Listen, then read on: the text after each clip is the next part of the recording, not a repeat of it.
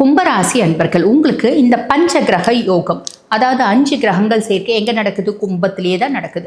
அப்போ உங்கள் சுயஸ்தானத்தில் 5 கிரகங்கள். அப்போ நீங்கள் எப்படி இருப்பீங்க? இந்த ரெமோ மாதிரி, அம்பி மாதிரி, அன்னியன் மாதிரி 5 விதமான கேரக்டர்ஸ் உங்களுக்கு மேனிஃபெஸ்ட் ஆகும். ஐயோ நாங்கள் அந்த மாதிரி ஆகிடுவோமா? அப்படி இல்லை, அந்த மாதிரி கொஞ்சம் கொஞ்சம் கேரக்டர்ஸ் மேனிஃபெஸ்ட் ஆகிடும் அப்படின்னு ஒரு உதாரணத்துக்கு சொன்னேன். சரி, இப்போ முதல்ல சனி பகவானை பற்றி சொல்லணும் அப்படின்னா, லார்ட் ஆஃப் 1 and 12, அதாவது உங்கள் சுயஸ்தானத்துக்கும் அவன் தான் அதிபன். உங்கள் ராசியாதிபனி சனி பகவான் தாங்க. அதே மாதிரி 12ஆம் பாவம் அயன சயன போஜன மோட்ச விரயஸ்தானத்துக்கு அவன் தான் அதிபன்.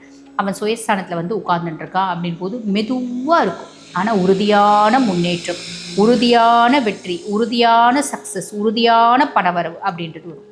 சமூக சேவை அப்படின்னு செய்யணும்னு தோணும். ஆல்ரெடி சமூக சேவையில் இருக்கவங்க இன்னும் கொஞ்சம் அவங்கள வந்து டெடிக்கேட்டடாக வந்து பார்த்திங்கன்னா சமூக சேவை அப்படின்ட்டு செய்வாங்க. நிர்வாக பொறுப்பு, ஆஃபீஸில் பெரிய பெரிய பொறுப்புகள் அப்படின்றது மேலோங்கும். உங்களோட தொழில் மேம்படும். பொதுவாகவே சனி வந்து சுயஸ்தானத்தில் உட்கார்ந்துட்டுருக்கா அப்படின் போது நல்லது உண்டு. அதிகப்படியான ஈகைத்தன்மை அப்படின்றது வரும். பொதுவாக இந்த காலகட்டத்தில் எப்படி தோணும் அப்படின்னா, நம்மளோட பர்த்டேவை ஒரு அநாத ஆசிரமத்தில் போய் செலிப்ரேட் பண்ணலாம், நம்மளோட திருமண நாளை ஒரு முதியோர் இல்லத்தில் போய் செலிப்ரேட் பண்ணலாம், நிறைய இந்த யூனிசெஃப் மாதிரி ஆர்கனைசேஷன்ஸ் கொடுக்கணும், ஆர்கனைசேஷன்ஸ்க்கு ஃபண்டு கொடுக்கணும் அப்படின்லாம் தோணும். சுய ஜாதகத்தில் சனி வந்து சுயஸ்தானத்தில் இருந்தாலும் சரி, ஒரு ஜாதகத்திலே கூட சுயஸ்தானத்தில் சனி இருக்கா, நல்ல பொசிஷன் இருக்கான்னா ஆட்டோமேட்டிக்காக உங்களுக்கு இந்த மாதிரிலாம் தோணும். முக்கியமாக அவங்களோட லக்னத்திலே உட்காந்துட்டுருக்கான், சுயஸ்தானத்திலே உட்காந்துட்டுருக்கா அப்படின்னாலும், சுயஸ்தானத்தில் உட்காந்துட்டுருக்க கிரகம் சனியினோட சாரம் நோக்கி போகுது அப்படின்னாலும் அவங்களுக்கு இன்பில்ட்டாகவே அந்த ஈகைத்தன்மை அப்படின்றது இருக்கும். இதெல்லாம் பெரிய ப்ளஸ்ஸு.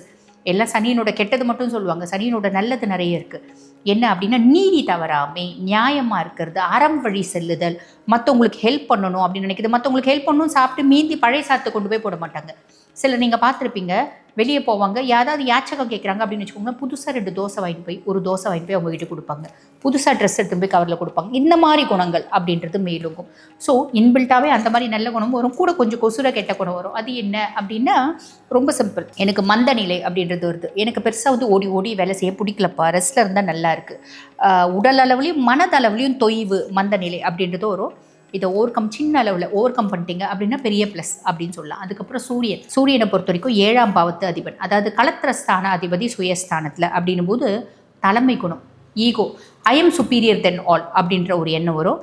அதே மாதிரி உங்களுக்கு வந்து பாருங்கள், பார்ட்னர்ஷிப் இருக்கிற பர்சன், நீங்கள் ஒரு பார்ட்னர்ஷிப் கன்சர்ன் வச்சு நடத்துறீங்க அப்படின்னா, உங்களோட பார்ட்னரோடவும் உங்களோட லைஃப் பார்ட்னரோடவும் நான் தான் வந்து டாமினன்ட், நீ என் கீழே தான் இருக்கணும் அப்படின்றது, ஈகோ கிளாஷு, நான் சொல்கிறத நீ கேளு அப்படின்றது, ஒரு அதிகாரம் மேலோங்கிறது, இந்த மாதிரி விஷயங்கள்லாம் வரும். பொதுவாகவே சூரியன் அப்படின்னாலே தலைமை குணம் மேலோங்கும் தான். நம்ம கொஞ்சம் விட்டு கொடுத்து போனோம் அப்படின்னா லைஃப் சூப்பராக இருக்கும், ப்ளஸ்ஸு மட்டும் இருக்கும், மைனஸ் இருக்காது. ஓகேங்களா? ஸோ இதை ஞாபகம் வச்சுக்கோங்க. அதுக்கடுத்து செவ்வாயை பற்றி சொல்லணும் அப்படின்னா, 3 மற்றும் 10க்கு அதிபன், அதாவது இளைய சகோதர தைரியஸ்தானத்துக்கும் அவன் தான் அதிபன், 10ஆம் பாவம் தொழில் ஸ்தானத்துக்கும் அவன் தான் அதிபன். அவன் உங்கள் சுயஸ்தானத்தில் வந்து உட்கார்ந்துட்டுருக்கான் அப்படின் போது அதீத தைரியம், தன்னம்பிக்கை, அதிகப்படியான கோவம், சட்டுன்னு கோவப்படுறது, டக்குன்னு டென்ஷன் ஆகிறது, இரிட்டேட் ஆகிறது, நெருப்பு கொடி மாதிரி வாயில் நெருப்பை கக்கிறது, இந்த மாதிரிலாம் விஷயம் செய்வீங்க. அதில் கொஞ்சம் கவனம் அப்படின்றது வச்சுக்கோங்க. போராடக்கூடிய மனபாவம், எளிதில் நான் தோல்வியை ஒத்துக்க மாட்டேன். எந்த ஒரு விஷயத்தையும் நான் வந்து ட்ரை பண்ணாமல் தோல்வியை அக்செப்ட் பண்ணிக்கவே மாட்டேன். ட்ரை பண்ணியும் ஒரே முறை ட்ரை பண்ணி தோல்வி அக்செப்ட் பண்ணிக்க மாட்டேன். 1 முறை 2 முறை 3 முறை கண்டினியூஸாக அதை நான் சக்ஸஸ் ஆகிற வரைக்கும், என் டெஸ்டினி அடைகிற வரைக்கும் நான் ட்ரை பண்ணிகிட்டே இருப்பேன் அப்படின்ற விஷயம் வரும். அதே மாதிரி வேலை ப்ரெஷர்ஸ் அதிகமாகும், வேலை செய்கிற இடத்துலையும் ப்ரெஷர்ஸ் அதிகமாகும். போராடக்கூடிய மனோபாவம் இருக்குது அப்படின்னாலும் அதையே வந்து செய்யணும் அப்படின்னு ஃப்ரஸ்ட்ரேட் ஆகிடாதீங்க, கோபத்தை கண்ட்ரோல் பண்ணுங்கள். சரி, அதுக்கடுத்து புதன் பகவானை பற்றி சொல்லணும் அப்படின்னா, 5 மற்றும் 8க்கு அதிபன், அதாவது பூர்வ புண்ணியாதிபதியும் அவன் தான், அஷ்டமாதிபதியும் அவன் தான். அவன் சுயஸ்தானத்தில் வந்து உட்கார்ந்துட்டுருக்கான் அப்படின்போது கூர்மையான புத்தி அப்படின்றது மேலோங்கும். ரகசிய அறிவு, எனக்கு திடீர்னு வந்து பாருங்கள், ரிசர்ச்சில் எனக்கு வந்து பார்த்திங்கன்னா இன்ட்ரெஸ்ட் வருது, அக்கல்ட் சயின்ஸில் இன்ட்ரெஸ்ட் வருது. அதே மாதிரி வந்து பார்த்திங்கன்னா பல விஷயங்கள், எனக்கு கண்ணுக்கு புலப்படாத விஷயத்தில் இன்ட்ரெஸ்ட் வருது. எனக்கு ஓவர் திங்கிங் வரும். இந்த மாதிரி திடீர்னு இதை நான் பயங்கர இன்ட்ரெஸ்ட் வருது அப்படின்னு அதை ப்ராப்பகேட் பண்ணிகிட்டே இருக்கேன். நல்லது, ப்ராப்பகேட் பண்ணுங்கள். கூட்டி கழிச்சு கணக்கு போட்டுகிட்டே இருக்கீங்க அப்படின் போது ஓவர் திங்கிங்கும் வரதுக்கு வாய்ப்புண்டு. அது ரீதியாக மனக்குழப்பம் வரதுக்கு வாய்ப்புண்டு. ஆக புத்திசாலித்தனம் பிரதிபலிக்கும். அந்த புத்திசாலித்தனம் புது புது யுக்திகளை கையாளுறது, டிஜிட்டல் மீடியாவை எப்படி நம்ம தொழிலில் கொண்டு வரலாம்னு நினைக்கிறது, நம்ம எதில் முன்னேறலாம், இப்போ நவீன விஷயம் ஏதாவது ஒன்று முன்னேறலாமா, புதுசாக கண்டுபிடிக்கிறது, இந்த மாதிரிலாம் தோணும். இதெல்லாம் ஒரு பெரிய ப்ளஸ். ஆனால் அதையே வந்து நெகட்டிவாகவும் நீங்கள் மாற்றிக்காதீங்க, ஓவராக வந்து மனசை போட்டு குழப்பிக்காதீங்க, அதில் கவனம் அப்படின்றது வச்சுக்கோங்க. அதுக்கப்புறம் சுக்கிர சுக்கிர பகவானை பற்றி சொல்லணும் அப்படின்னா லார்ட் ஆஃப் 4 and 9, அதாவது சுகதாயாஸ்தானத்துக்கும் அவன் தான் அதிபன், 9ஆம் பாவம் பாக்கியஸ்தானத்துக்கும் அவன் தான் அதிபன். இவன் சுயஸ்தானத்தில் வந்து உட்காந்துருக்கான். பொதுவாக சுக்கிரன் சுயஸ்தானத்தில் வந்து உட்காந்துருக்கான் அப்படின்போது டிஃபால்ட்டாக நம்மளுக்கு ஒரு எண்ணம் தோணும். என்ன அப்படின்னா நம்மளை நம்ம அழகுபடுத்திக்கிறது, செல்ஃப் க்ரூமிங் அப்படின்ட்டு தோணும். நம்மளை ஒரு 2 கால் வந்து கடந்து போகுது அப்படின்னா ஒரு செகண்ட் நின்று நம்மளை திரும்பி பார்த்துட்டு போகணும் அப்படின்ற எண்ணம் வரும். அந்த மாதிரி நம்ம வந்து ஒரு பெரிய இடத்துல வேலை செய்கிறோம், நம்ம வந்து நம்ம வேலைக்கு ஏற்ற மாதிரி நம்ம இன்னும் கொஞ்சம் அழகாகணும், நீட்டாகணும், டீசெண்ட் ஆகணும், அட்ராக்டிவ் ஆகணும் அப்படின்ற எண்ணம்லாம் தோணும். ரொம்ப ரொமான்டிக்காக, ரொம்ப லவ்வபுளாக மாறுவோம். இதெல்லாம் நல்லதா அப்படின்னு கேட்டால் நல்லது தானே. செல்ஃப் க்ரூமிங் அப்படின்றது நல்லது, தாராளமாக பண்ணிக்கலாம். அதே மாதிரி நம்ம வந்து ரொம்ப ப்ளசண்ட்டாக மாறும்போது நம்மளோட கான்ஃபிடென்ட் லெவல் ரொம்ப அதிகமாகும். கான்ஃபிடென்ட் லெவல் அதிகமாகும்போது நம்ம நிறைய விஷயத்தை இதை பார்த்து பயந்து இதுக்கிட்ட நம்ம போகவே கூடாது, நம்மளால் இந்த விஷயத்தில் ஜெயிக்க முடியாது, நம்ம இதை வந்து தோற்றுருவோம், இந்த விஷயத்தை நம்ம ட்ரை பண்ண அப்படின்ற விஷயத்தை கூட கான்ஃபிடென்ட்டாக நம்ம போய் செய்ய ட்ரை பண்ணுவோம். ட்ரை பண்ணி ஜெயிக்கிறோம் தோக்குறோம் ரெண்டாவது. ட்ரை பண்ணுறதுக்கே பயந்து நின்ன விஷயத்தெலாம் இப்போ நீங்கள் போய் ட்ரை பண்ணுங்க. ரொம்ப சிம்பிள்.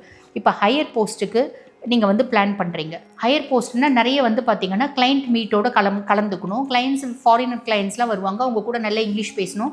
எனக்கு இங்கிலீஷ்லாம் சூப்பராக தெரியுங்க, என்ன அவங்களோட லுக்கோ என்னோட லுக்கோ வேறு. ஏன்னா அவங்க வந்து ஃபாரின் கண்ட்ரீஸு, ஸோ அவங்க வந்து நல்ல ஜீனு ஷார்ட்ஸு ஃபாரின்லலாம் எப்படி போட்டுறாங்க அந்த மாதிரி போட்டு வராங்க. நான் வந்து டீசெண்டாக சாரீ கட்டிங்கிறது தப்பு இல்லை, நல்லது. ஆனால் என்னோடய கான்ஃபிடென்ட் லெவல் கம்மியாக இருக்குது. இப்போ நான் என்ன யோசிப்பேன், சாரீ டீசெண்டான உடை தான், ஆனால் அவங்களுக்கு ஏற்ற மாதிரி அவங்க வந்து பார்த்திங்கன்னா ஆடுற மாட்டை ஆடி கறக்கணும், பாடுற மாட்டை பாடி கறக்கணும் இல்லைங்களா. அப்போ அவங்களுக்கு ஏற்ற மாதிரி என்னோடய லுக்கை மாற்றிங்கன்னா நான் உங்ககிட்ட சக்ஸஸ் ஆக முடியும். அந்த கிளைண்ட்டை வந்து எனக்கு இன்வெஸ்ட்மெண்ட் பண்ண வைக்க முடியும். நீங்கள் ஒரு தொழில் நடத்துகிறீங்க அப்படின்னா கூட, ஒரு தொழில் ஸ்தாபனம் வச்சு நடத்துகிறீங்க அப்படின்னா கூட இந்த மாதிரி பிளான் பண்ணுவீங்க. ஸோ உங்களோட அவுட்லுக்கை மாற்றுவீங்க, உங்களோட ஸ்பீச்சை மாற்றுவீங்க, உங்களோட ஆட்டிடியூட், பிஹேவியர் எல்லாம் மாற்றுறது மூலிமா கிளைண்ட் அட்ராக்ட் பண்ணலாம். இது ஒரு சின்ன எக்ஸாம்பிள், எனக்கு தெரிஞ்சது நான் சொன்னேன். இதை நீங்கள் உங்கள் லைஃப்பில் எப்படி வேணால் அப்ளை பண்ணி பார்த்துக்கலாம். ஆக மொத்தம் உங்களை நீங்கள் மாற்றிப்பீங்க. ஓகேங்களா. பேசுறது, ஆட்டிடியூடு, பிஹேவியர் எல்லாமே மாற்றிப்பீங்க. அது எல்லாமே நல்லது. அதே மாதிரி நம்ம இன்னும் நீட்டாக இருக்கணும், வீடு ரொம்ப கம்ஃபர்ட்டாக இருக்கணும், லக்ஸரியாக இருக்கணும், இப்படியெல்லாம் தோணும், செய்யுங்க, நல்லது அப்படின்னு தான் சொல்லணும். மைனஸ் ஏதாவது இருக்கா அப்படின்னா கண்டிப்பாக நிறைய பேருக்கு நரம்பு சார்ந்த பிரச்சனைகள் வரத்துக்கு வாய்ப்பு உண்டு, எலும்பு சார்ந்த பிரச்சனைகள் வரத்துக்கு வாய்ப்பு உண்டு. அதே மாதிரி முழங்கால், மூட்டு வலி, தூக்கமின்மை, ஸ்ட்ரெஸ் அதிகமாகிட்டு ஃப்ரஸ்ட்ரேட் ஆகிறது, தூங்காமல் கஷ்டப்படுறது, மன அழுத்தம், இந்த மாதிரி வரத்துக்கு வாய்ப்பு உண்டு. அதில் கொஞ்சம் கவனம் அப்படின்றது வச்சுருக்கீங்க அப்படின்னா மட்டும் போதுமானது. இந்த காலகட்டம் எக்ஸலண்ட்டாக இருக்கும். ப்ராப்பராக யூட்டிலைஸ் பண்ணிக்கோங்க, நல்லது நடக்கும். வாழ்த்துக்கள். இப்போ நான் சொன்னது வந்து பாருங்கள், உங்கள் ராசிக்கான கோச்சார பலன் எப்பயுமே 50%. அதே மாதிரி நம்மளோட சுய ஜாதகம் பாக்கி 50%. எக்ஸாக்டாக 100% இந்த பஞ்சகிரக சேர்க்கை, பஞ்சகிரக யோகம் எனக்கு என்ன மாதிரி பலன்களை கொடுக்க போகுது அப்படின்னு தெரிஞ்சுக்கணும். அப்படின்னாலும் வாழ்க்கையில் ரொம்ப நாளாக பிரச்சனை இல்லை, அவஸ்தை மேலே அவஸ்தை நான் பட்டுகிட்டே இருக்கேன், எனக்கு எப்போ தான் விடிவு காலம் பிறக்கும் அப்படின்னு தெரிஞ்சுக்கணும். அப்படின்னாலும் வயது வந்து ரொம்ப ஆயிடுச்சுங்க எங்கள் பிள்ளைங்களுக்கு, எனக்கே வயது மூப்பு அப்படின்றது ஆயிடுச்சு, எனக்கு திருமணம் ஆகுமா ஆகாதா அப்படின்றது தெரிஞ்சுக்கினாலும், குழந்தை பிராப்தம் இருக்கா இல்லையா, வீடு கட்ட முடியுமா முடியாதா, வீடு கட்டிட்டோம், அந்த வீட்டில் வாழறதுக்கான வழியும் இல்லை, வாய்ப்போ இல்லை, வீட்டில் ஏதாவது கெட்டது ஏதாவது இருக்கா அப்படின்னு தெரிஞ்சுக்கணும். அப்படின்னாலும் இது எல்லாத்துக்கும் வந்து பக்காவாக தெரிஞ்சுக்கிறதுக்கு என்ன ஒரே ஆப்ஷன் அப்படின்னாங்க நம்மளோட சுய ஜாதகம் தாங்க. நம்ம சுய ஜாதகத்தில் உங்களோட எல்லா கேள்விகளுக்கும் பதில் அப்படின்றது இருக்குது. ஆக உங்கள் சுய ஜாதகத்தை பார்த்துக்கணும் அப்படின்னா நான் பேசிகிட்டு இருக்கும்போது என்னோட வாட்ஸ்அப் நம்பர் கொடுத்துருப்பாங்க, அந்த வாட்ஸ்அப் நம்பருக்கு கால் பண்ணி அப்பாயின்மெண்ட் ஃபிக்ஸ் பண்ணி என்கிட்ட பேசிக்கலாம். தேங்க்யூ.